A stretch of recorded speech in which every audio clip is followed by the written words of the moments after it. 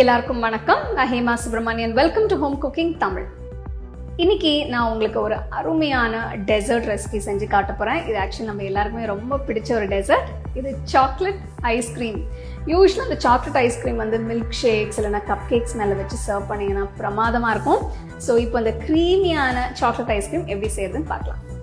Chocolate ganache செய்ய 250 gram semi sweet dark chocolate எடுத்திருக்கேன்.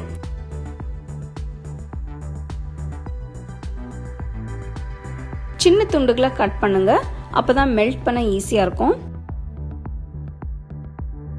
சாஸ்பேன்ல 1/4 cup முழு கொழுப்புள்ள பால், 1/4 கப் ஃப்ரெஷ் க்ரீம் ஊத்துங்க. கட் பண்ண சாக்லேட் துண்டுகளை போடுங்க. ஃப்ரெஷ் க்ரீம், டார்க் சாக்லேட் இது எல்லாமே சூப்பர் மார்க்கெட்ல கிடைக்கும். வயர் விஸ்க் யூஸ் பண்ணுங்க, அப்பதான் சாக்லேட் ஈவனா மெல்ட் ஆகும்.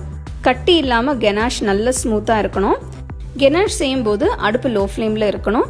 அடுத்து 1 டேபிள் ஸ்பூன் கோகோ பவுடர் போட்டு மிக்ஸ் பண்ணுங்க.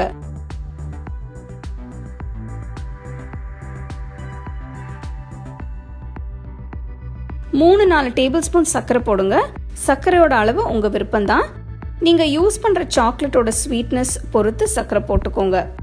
சர்க்கரை கரையிற வரைக்கும் கிண்டணும். அடுப்பு லோ ஃப்ளேம்ல இருக்கணும். கெனாஷ் இப்போ ரெடி ஆயிடுச்சு. பாருங்க, நல்ல க்ரீமியா ஸ்மூத்தா இருக்கு. கெனாஷ் நல்லா கம்ப்ளீட்டா ஆறணும். எடுத்து வச்சிருங்க. நான் 450 கிராம் ஃப்ரெஷ் க்ரீம் பெரிய பவுல்ல எடுத்திருக்கேன். ஹேண்ட் பீட்டர்ல மீடியம் ஸ்பீட்ல இது பீட் பண்ண போறேன். ஹேண்ட் பீட்டர் இல்லைன்னா வயர் விஸ்க்ல இது செய்யலாம்.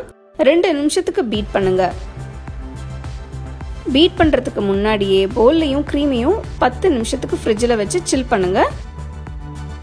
இதுல சாக்லேட் கெனாஷ் ஊத்துங்க. சாக்லேட் கெனாஷ் நல்லா ஆறி ரூம் டெம்பரேச்சர்ல இருக்கணும். 1 நிமிஷத்துக்கு பீட் பண்ணுங்க. Ice cream mixture ready. இத ஒரு பாத்திரத்துல ஊத்தி 8 மணி நேரம் ஃப்ரீசர்ல வைங்க.